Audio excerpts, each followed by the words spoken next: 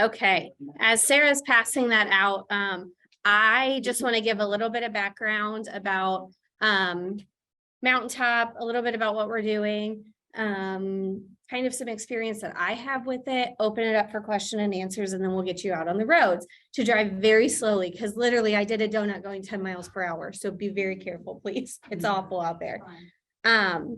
But let's pray first for this trip once Sarah gets all this passed and home. Take your time. Sorry, I was trying to talk more, but yeah. Okay, you guys pray with me. God, I'd like to pray for the people at this meeting, for the students who are preparing to attend this mission trip, to their parents who are going to partner with them in this experience, and to the adults who are going to partner with them, as well as chaperones in attending the trip. God, we know that you call us to be your disciples and to spread your love, and hope that you will help us open our hearts and minds to being your disciple and spreading your love during this specific trip this summer. Please guide us through this process in this meeting. We love you so much. Amen. Okay, so just a little background. You guys don't, I think everybody knows me here, but I'm Tara. When I was in youth group at this church, when I was in high school, we always went to Mountain Top. So I went to Mountain Top 4 summers in a row as a student. So I have that experience. I also worked on staff at Mountain Top 1 summer. So I also kind of know that background too a little bit. I'm sure they've changed things. I have not been in high school for a while, but I know the main gist of how it works, and have some experience with that in mission trip. So as some other adults, I know Brent has been. Anybody else been to Mountain Top? Heather, Maddie. I didn't even see you pop in, Maddie. Hi. So some other stuff too. So people that can help answer questions as we go along. So Mountain Top actually has a bunch of different ministries. So they have AIM, which is adults in ministry. So they do different adult things. They do weekend trips, they do summer trips. The one that we will specifically be going on is called YSM, which stands for Youth Summer Ministry. And what Youth Summer Ministry is a 7-day program that brings together groups from across the country into a small pocket of rural Appalachia. They pair service and worship, mission and theology in a way that inspires flourishing of all the people involved. Participants can offer their skills to minor home repair, painting, and yard work. I'll get into a little bit more of a breakdown of what that is, but their specific mission is through Christian community and faith-based relationships. They help meet the physical, spiritual, social, and emotional needs of all the people they encounter. So the area that Mountain Top is in is very, very, very poor. Lots of bad housing that people are living in. And that's why Mountain Top's there. Now, as a youth group, we would not go in and do major house repair. They do that with the adults. The projects that we'd be looking at that these kids are going to do would be minor construction, like building wheelchair ramps. If you ask me, it's not minor construction. It's actually a really hard project if you've ever done one, but you guys did one at ASP, didn't you? Yeah, it's rough. But handicap ramps, sheds, they have a standard 7x7 shed that they do for people, decks, stairs off of a lot of like trailers that they live in, or off of decks. I'm trying to make the deck more usable if it's not, things like that. They do a lot of painting and a lot of yard work. So those are kind of some of the projects that you'll see. Some of them differ a little bit. It really is dependent on the need of the family. And Mountain Top does not like to turn things away, but they're going to give the students the easier of those types of things. But I remember as a student, we went in one day and we just literally cleaned out an attic for somebody who was wheelchair bound and couldn't get up in their attic anymore. And we just moved all of her stuff downstairs so she could go through it at another time. So it might vary a little bit from those projects, but that's kind of like the main broad of the categories that they'll do while they're there. So any questions with that so far? Makes sense. I think that's pretty standard of a lot of mission trips, but if you haven't been on one, that's kind of what they're looking at for the week. So Mountain Top's unique in that when you go to Mountain Top, you actually get split up from your church. So we want to kind of explain how that process works. Everybody stays in the same camp. So you'll get to your camp on Sunday. You arrive as one big group, start as one big group, and then partway through the day, they'll break you up into major groups. So major groups say there's 100 people in the camp that week, will be about 20 people. And you will be in a major group with people from your church, and you'll do different things throughout the week with your major group. So you'll start with your major group every morning when you get your assignments, and then you do one worship throughout the week is with your major group, and you guys get to all put a piece of that together with your YRG, which I'll explain what that is in a minute. But there will be other people from your church in your major group that you would do things with all week. And when I say you get separated, I should probably back up. You're still in the camp, you're still doing things, you're eating breakfast, you're eating dinner with them. You just aren't necessarily in their work group.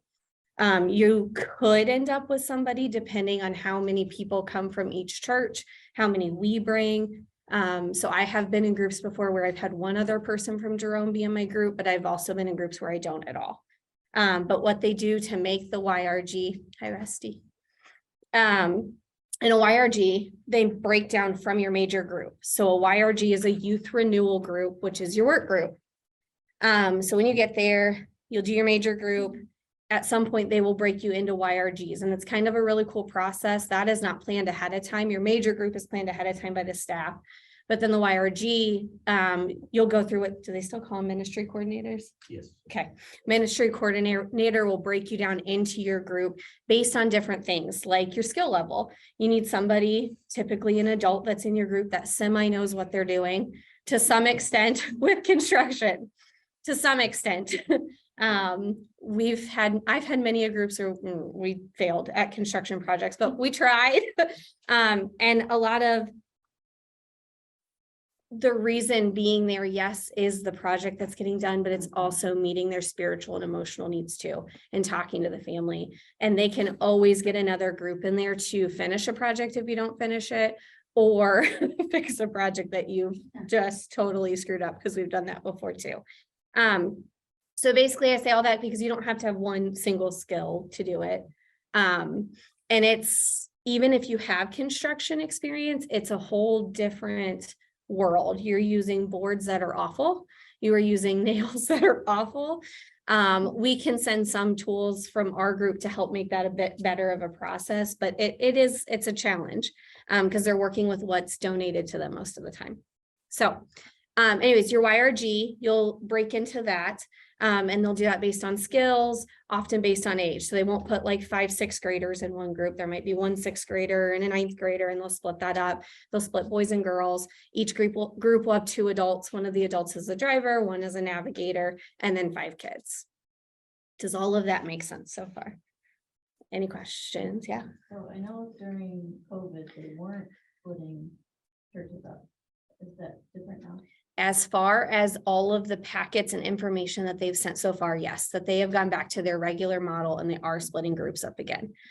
Speaking of COVID, at this point in time, there are no practices or policies in place, but that is a fluid thing that they have let us know. Like it could come down to, we might have to wear masks. We might have to get a COVID test. Last year, I think they had COVID tests is what their policy was, but this year, so far, we won't have to do any of that at this point in time. But they did go back to their regular stuff. It's a great question. So every morning, Sunday's a little different because that's when you arrive at camp. You play a whole bunch of games, get into your major groups, kind of learn your YRG. You get to make a fun name for it. They'll give you some crazy prompt, like it needs to be an adjective with a kitchen utensil. So you could be in a YRG that's like the periwinkle blenders. And that's what you'll be called all week. Just something funny, kind of a bonding experience with your group. And then Monday through Thursday, we'll kind of follow the same schedule where you wake up for breakfast, you have breakfast, then you have a time with your major group. When you are with your major group, they will give everybody the job. So you'll kind of get to see what job everybody's going out and doing. You'll have 4 jobs throughout the week. So on Monday, you'll have a 1-day job. Tuesday, Wednesday, you'll have a 2-part job. That's often when you get like your handicap ramps or sheds. Thursday's another job. And then Friday's a half-day job. So those are the 4. So you'll get your jobs every day. Then you go and do a time of solo time. So you have about 15 minutes to do a devotion that they've provided you for the week that often goes along with the theme or something you guys are learning that week. After that, you meet back with your YRGs, you pack up the vans, and you head out of camp. They have a saying, out by 9, feeling fine. So your goal is to be out by 9 every day. You're back by 5 every day. When you get back in camp at 5, there's a little bit of free time. Then they do sharing, dinner, games, worship every single night. And then free time, which The one thing there are chores. Yeah, don't forget the chores. the chores. Yes, there is cleanup of your cabin area around the actual camp. Each team's gonna get assigned in rotation, as well as the concept of serving of dinner. I don't know if you've kind of gone. Getting there next, but yeah. Okay. No, the But yeah, chores just is make new. Chores. is- Well, It's in support, obviously, of the camp. Yeah, the counselors know they can't just kind of manage all of that. So yeah, there will be daily activities of you will get to clean the cabin, or you'll get to clean up around the actual camp, or you'll get the setup of breakfast and setup of dinner and things of those things. So just know there's a little layer of some other things in there. I had to do that as the staff members. That was awful. Well, guess what? That's awesome. There you go. Change just a little bit. I like to tell people when I was on staff, the first task that they gave us, literally the first day they were there, is we had to scrub down every single mattress in the cabins to make sure there were no bed bugs. So the cabins are clean. Your staff does a really good job of cleaning and doing all those things. The cabins, they really are nice. They do updates as often as they can. That's often projects that they do with the adults when they're there, is updating the cabins, which is kind of cool. So you're not going to a cabin that's leaking water and I'm not going to tell you there aren't bugs in it, but it's not leaking water and it is a safe structure. There are lots of bugs. It's outside. I know Jackson likes bugs, right? Tell Addie about the bed bugs. Oh, the ASP last year, they're pretty sure they had bed bugs at ASP. It was They- not a bed bug, right? I don't, So we're assuming that it was. I don't know, but Casey, who went on the trip last year, still has her stuff in a bag in her garage. She refuses to get it out. She won't touch it. So it's still there.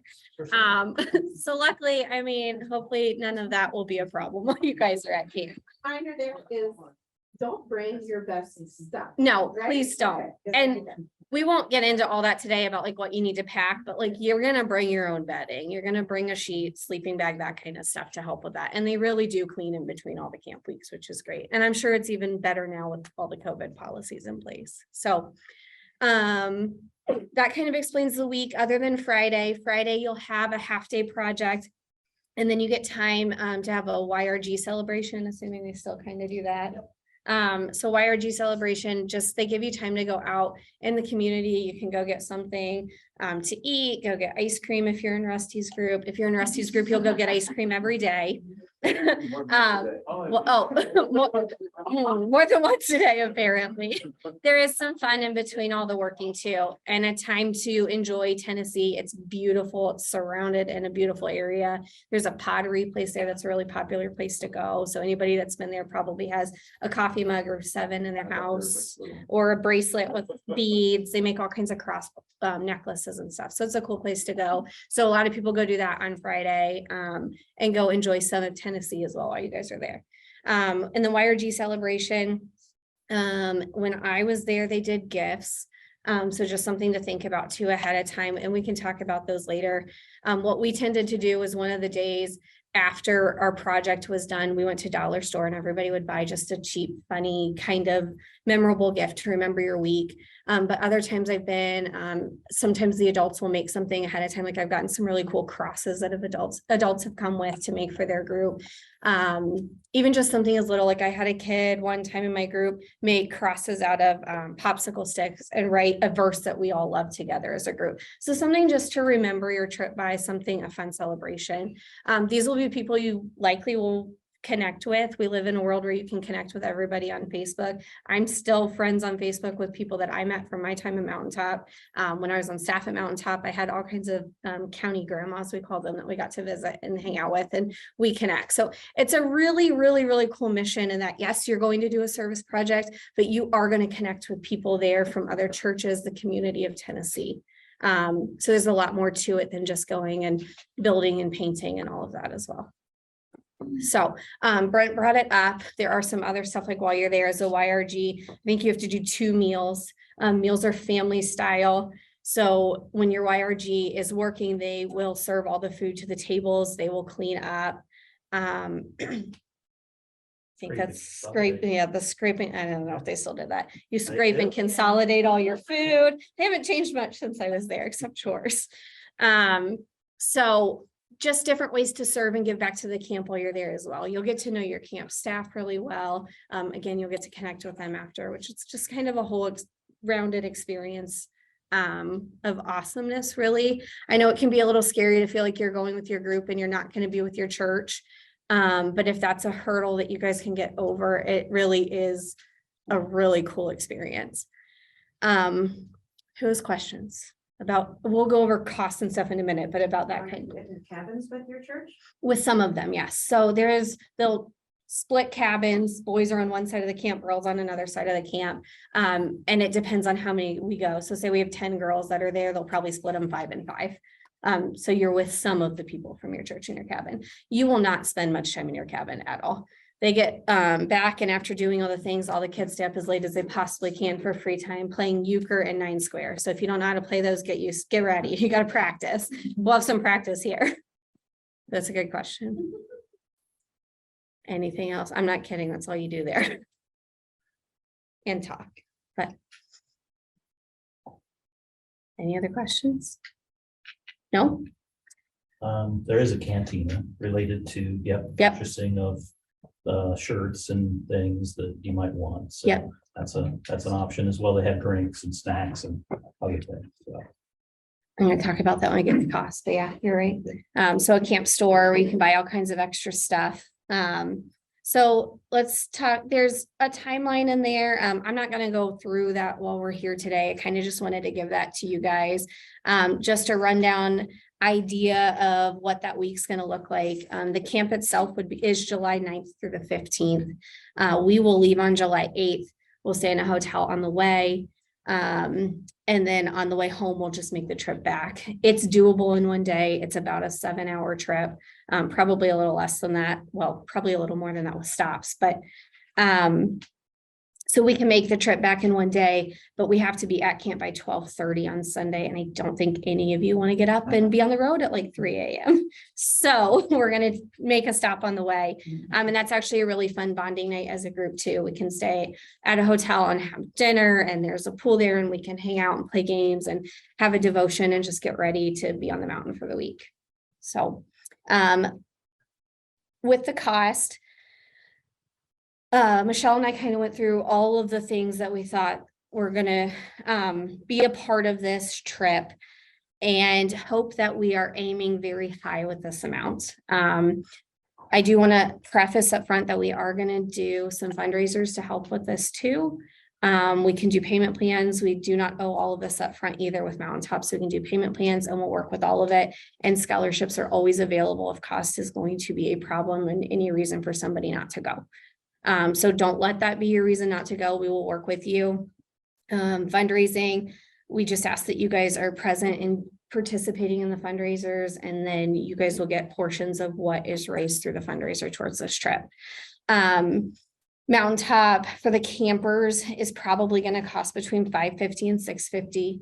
What this includes is their time at camp. So Mountain T.O.P has a registration fee for campers, but that also includes their food for the entire week. So breakfast, lunch, dinner. Lunch will happen out on the work sites. You take a cooler, you go pack that in the morning. It's chips and sandwiches, something simple, but they'll send all of that out. So that's all included in the price while we are at camp is their meals. This will include the hotel stay. This will include gas for us to get there, a U-Haul trailer to take our stuff so that we are safely buckled in the vans and doing all the things and not sitting on, bags. And so all of that is wrapped into the cost as well.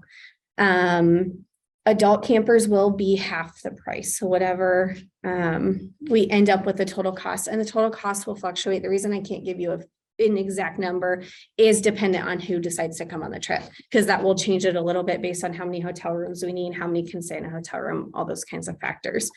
And then anything extra that you might need money wise, like you talked about, there is a store at camp where you can buy, they have shirts and hats and anything that says Mountain Top, and they'll have a theme shirt with the Bible verse for the week or for that they have for the whole summer. And then there's snacks. I know the big thing when I was there was root beer and cream soda. Everybody bought like they have the in the glass can, glass cans, glass bottles, glass cans. So little things to spend money on while you're there. Snacks because you need them while you're up playing games still before you go to bed. So that would be extra spending money. And then money for any of the meals that we'll have on the way there and the way back. So on the way there, we'll just stop for lunch. On the way back, we'll likely have to stop for lunch and dinner, depending how well we do in getting out of camp and timing.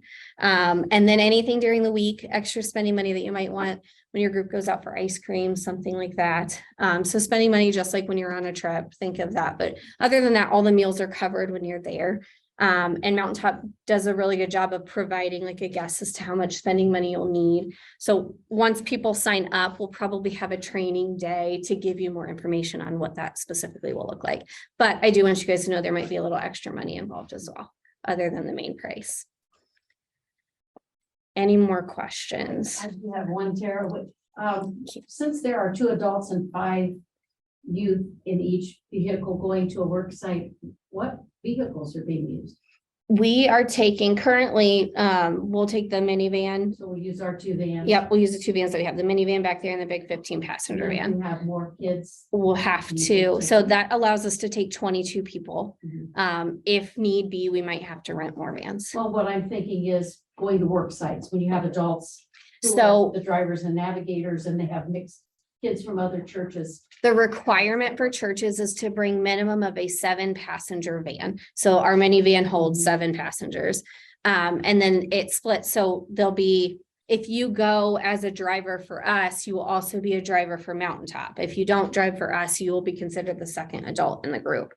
So the 2 adults will sit up front, the rest of the kids sit in the vehicles. So we have to provide vehicles for every 7 people that go. And that's always been the way. I mean, we've rented vans in the past. That's what I thought. I was wondering if we would need to have an additional vehicle. Yeah.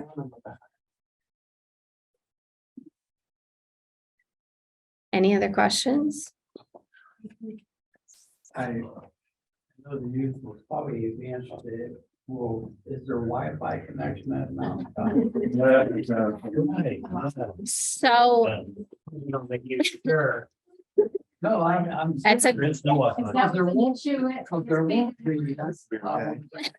So It- kids, yes. it depends which camp you go to. There are 2 Mountain Top camps. One of them you have zero. That's the camp I worked at all summer, so that was fun. Couldn't get a hold of anybody all summer long.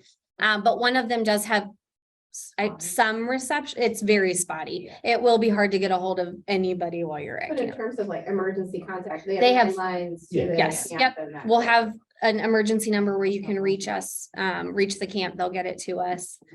Yeah, they have landlines that can be used. Email tends to work too. So like if they have their phones and can send that out, but texting a lot of times does not go out, or phone calls. But you won't want to reach home. Trust me. You'll be having too much fun. Yeah, if you're on your phone, you're probably doing something. Something wrong, right? I will share, like, even with Griffin from last year, that he went on a mission trip, like, there's kids that he still messages and texts back and forth with Mhm. from like Baltimore and all of that, you know, friends that he met, so I would be. Yeah, I mean, if your kid's worried about not being with people from this camp, I mean, it's really a really cool positive experience for them, and they get to see, you know, kind of make some friends that they'll hang on to. It's not like you're not with them at all. They're in your major group. You really do spend a lot of time. You'll feel like the workday goes so fast, and then you get to come home and you'll have stories to share with each other. So that's kind of a cool part, because you guys aren't with each other. You get to come home and share. You'll share with the group, but you don't have to get up and share with the group. So even just like, hey, Linda, guess what I did today? I mean, I still remember back to stories that were shared, weird things that happen. Like, you will just create so many memories, and it's a fun bonding experience that you're not together. when you come back together in camp, and then the same thing when we get back here. So when we get back here, we will do a service just the following Sunday that we get back, so that they can share with us too, share all the pictures. We're gonna take some videos and stuff while we're there. We kind of have a whole plan as to what that's gonna look like, so you guys can be in on the experience and hear all about it too. Not you guys, the whole congregation and parents that might not be going. Any other questions? No? Okay. Next steps with this is we do, in order to register for Mountain Top to hold our spots, they require a $45 non-refundable deposit per person. So I'm going to create a registration sheet that I will be emailing out by tomorrow to anybody that is available to go. And we'll need that $45 non-refundable deposit, which will then hold your spot. That's due by next week on Sunday, January 29th. Mountain Top, like I said, that is a non-refundable deposit. We can, if you don't know by next week whether you want to go and change your mind, Mountain Top will let us add people as we go along, depending on capacity at camp. So they only hold so many people. I've already talked to them in the week that we're looking at. Still has quite a few spots, so we should be okay. But ideally, knowing by next week guarantees that you guys get to go on the trip. If at any point you do decide that you would need to back out or something like that, that $45 is the only thing that's non-refundable by Mountain Top. You have an idea which camp? I have no clue yet. Okay. Do you have a preference? Quite. Well. You like bake? It's just that it's a little bit more compact for the kids. Being able to activities, so. They both have their pros and cons. Pines is awesome because it's a huge field where you can play all the games, and I like the service area. it has an awesome service area. And all the camps, I mean, they have an eating area, the cafeteria is great, the staff at both camps is awesome. Baker is on a huge hill, a big hill, so the cabins, they're all down at the bottom, but Baker's cabins do have bathrooms in them. Pines do not, but they're right next to each other. Like, you're not walking far away in the woods. It's right there to go to the bathroom in the middle of the night. Well, you're in the woods. The cabins are surrounded, but it's right there. So, and well, normally kids, it's not even it's the adults. They're like, oh, have to get up 5 times in the middle of the night. Kids, you'll sleep through the night. You'll be fine. Not a worry. So no, we do not know camp at the moment. I believe that you can preference, what you want, but it's just dependent on what their space is and what they have. So neither camp is bad. No. They aren't. I promise. They both have the pros and cons. The hill at Baker, definitely. It doesn't allow for a lot of playing. So they play a lot of big group games and there's not as much space to play, but. Okay. If you guys have any questions, I'll be available, email, phone number, whatever. I'm here almost every day of the week too. If you want to come chat, I'm happy to answer any questions about it, and hope that you're all interested in coming. And I do want to say this, I don't know specifically what adults will be going on the trip right now. I may or may not be going. I will be part of the process throughout the time, working with Mountain Top, getting this all planned. The hopes is that whoever we hire to be our student coordinator will be going on the trip, and then other adults as needed. So we will figure all that out, as well as we know how many campers are coming. Okay. How many adults are needed? 2 per 7 kids. No, 2 per 5 kids. Sorry, 2 per 7 total. 2 per 5 kids. We are allowed to bring, so that's 2 per 5, anybody that's under 18, so 17 and under. So if we have 18-year-olds, they actually 18, 19, 20-year-olds, they're still students. They're not considered adults, like they can't drive and they're not considered an adult in the group. But they don't count against our ratio to have more adults. Does that make sense? Okay. Okay. Thanks, guys. Okay. Please drive slow. Yeah, please. One person on Zoom before I check and see.